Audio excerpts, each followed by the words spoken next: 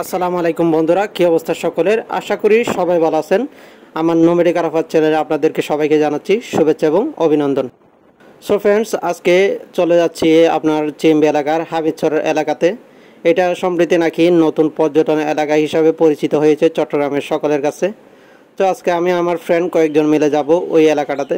ওই এলাকাটা সম্প্রতি ওই যে আপনার কালুঘাট থেকে শুরু করে নতুন ব্রিজ পর্যন্ত নাকি সংস্কারের কাজ চলতেছে।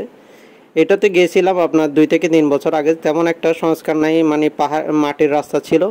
এখন তো বর্তমানে নাকি আপনার ঢালাই রাস্তা হয়েছে, খুব সুন্দর গাড়ি চালানোর মতো অবস্থা আছে। তো আজকে চলে যাচ্ছে ওই এলাকাটাতে। স্থানটা হচ্ছে আপনার হামিদচর। এটাতে আমি যাচ্ছি হচ্ছে নোয়াপাড়া থেকে। এটা নোয়াপাড়া থেকে কাপ্তাই রাস্তার মাথা থেকে আপনার সিএনবি থেকে ডানে গেলে 1 থেকে 2 কিলোমিটার ভিতরে এই জায়গাটা পড়বে। তাহলে চলুন, ইন্ট্রোর পরে আপনাদের সাথে দেখা হচ্ছে।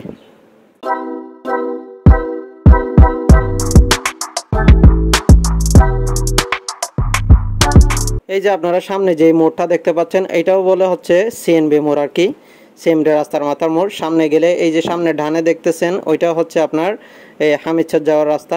এখানে আমরা কিছুক্ষণ ওয়েট করতে হয়েছে সিএনবি মোড়টাতে। আমার এক ভিআইপি ফ্রেন্ড রবিন, আপনারা সম্ভবত আগের ভিডিওতে দেখেছেন, ও আসতে একটু লেট করছিল, ওর একটু ইম্পর্টেন্ট নাকি কাজ ছিল। তো ওর সাথে নিয়ে ওকে নিয়ে আবার আমরা তিনজন একসাথে গাড়িতে উঠলাম। এই যে আমরা এখন আপনার বেসিক শিল্প যে এলাকাটা আছে, ওই শিল্প এলাকাটার মধ্যে গাড়ি চালাচ্ছিলাম। তো আমি গাড়ি দিয়েছিলাম আমার ফ্রেন্ড সুজয়কে।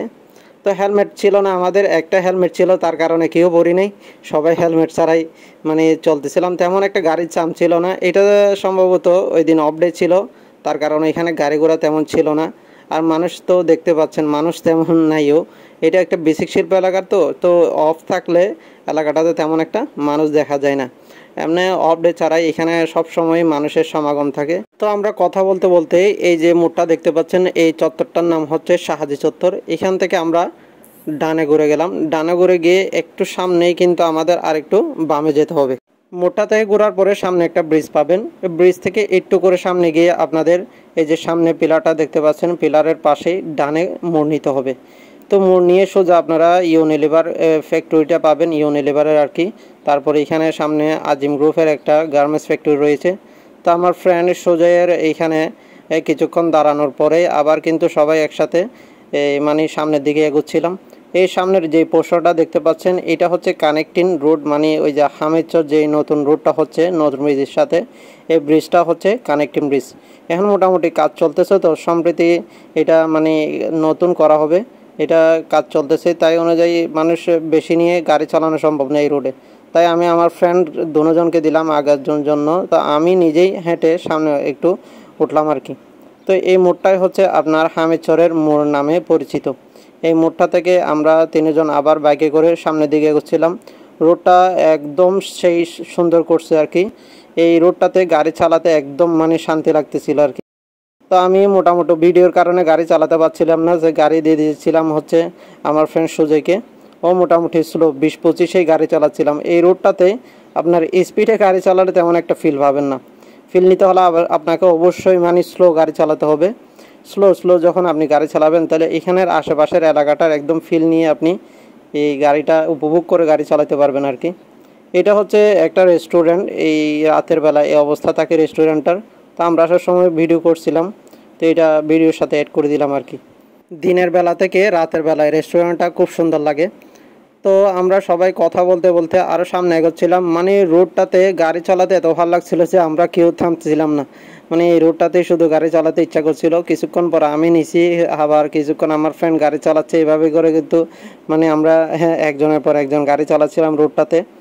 তো কিছু দূর গিয়ে এই যে আপনারা দেখতেছেন সামনে মাটির রোড, এগুলো সম্প্রতি কাজ চলতেছে, তো এই কারণে মানে কিছু দূর সলিড করা আছে, কিছু দূর মাটির রাস্তা। তো এই মাটির রাস্তা দিয়ে যেতেও শান্তি লাগতেছে। এগুলো কিন্তু বর্ষাকালে গেলে এখানে আপনারা গাড়ি চালানো খুব কষ্ট হয়ে যাবে। এখানে মোটামুটি সিজন থাকতে মানে ধরেন শীতকাল অথবা গরমকালে আসলে আপনারা কিন্তু জায়গাটাতে মানে গাড়ি চালায় শান্তি পাবেন। এই যে আপনারা আশেপাশে যে এলাকাগুলো দেখতেছেন সব জাহাজ, এই মানে ওই পাড়া হচ্ছে আপনার আনোয়ারা এলাকা আর কি। আনোয়ারাতে বিভিন্ন কাপকো, তারপরে বিভিন্ন লবণ কোম্পানির মানে অফিস আছে, ফ্যাক্টরি আছে। এগুলোতে এই যে আশেপাশে অনেক মানুষ কিন্তু এই জায়গাটাতে অনেক মানুষ বসে আছে, মানে ঠান্ডা পরিবেশটা, একদম ঠান্ডা পরিবেশ।